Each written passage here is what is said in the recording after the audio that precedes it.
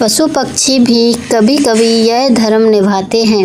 यह कहानी हमें सिखाती है कि हम भी मुसीबत में फंसे अपने साथियों की सहायता करें। कहानी को शुरू करते हैं। नदी के किनारे एक पेड़ था। पेड़ में मधुमक्खियों का छत्ता था। छत्ते में बहुत सी मधुमक्खियां रहती थीं। उनमें एक रानी मक्खी भी थी। एक दिन की बात है, रानी मक्खी छत्ते से बाहर निकलते ही नदी में गिर गई। उसने पानी से निकलने का बहुत प्रयत्न किया, पर वह निकल ना सकी। वह नदी की धारा में बहने लगी। नदी के किनारे एक कबूतर पानी पी रहा था। उसे मक्खी पर बहुत दया आई। वह उसे बचाने की बात सोचने लगा। अचानक उसे एक उपाय सूझा। वह तेजी से उड़कर पेड़ के नीचे पहुंच गया। पेड़ के नीचे एक सूखा पत्ता लेकर उसने अपने चोंच में दबाया और नदी के किनारे किनारे उड़ने लगा। थोड़ी ही दूर पर उसे रानी मक्खी दिखाई दी। उसने पत्ता मधुमक्खी के बिल्कुल आगे डाल दिया। मक्खी पत्ते पर चढ़ गई। पत्ता धीरे धीरे किनारे से लग गया। रानी मधुमक्खी डूबने से बच गई। कबूतर का ध्यान पत्ते पर ही था।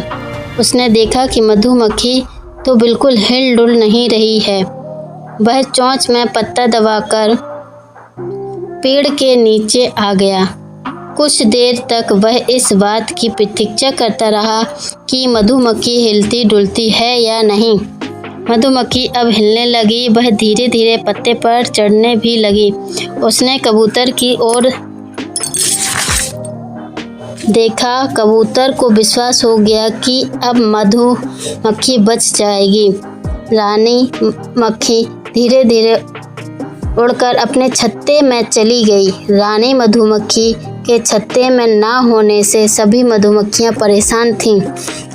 उसको छत्ते में आया देखकर सभी को बड़ी प्रसन्नता हुई। कुछ दिनों के बाद एक शिकारी उधर आया। वह नदी के किनारे घूम घूम कर चिड़ियों का शिकार करने लगा।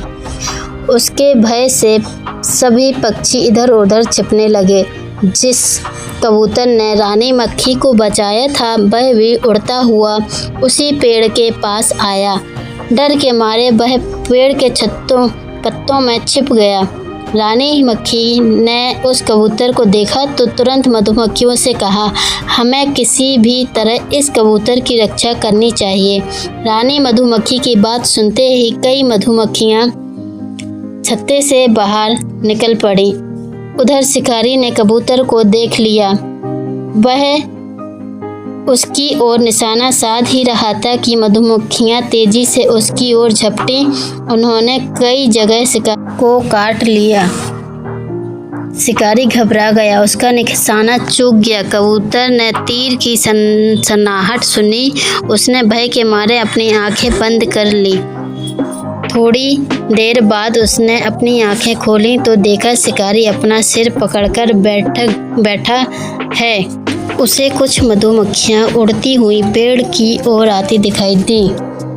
कबूतर सब कुछ समझ गया। उसने मधुमक्खियों की ओर देखा और मन ही मन उसने उनको धन्यवाद दिया। हमारी वीडियो कैसी लगी शेयर ज़रूर करें।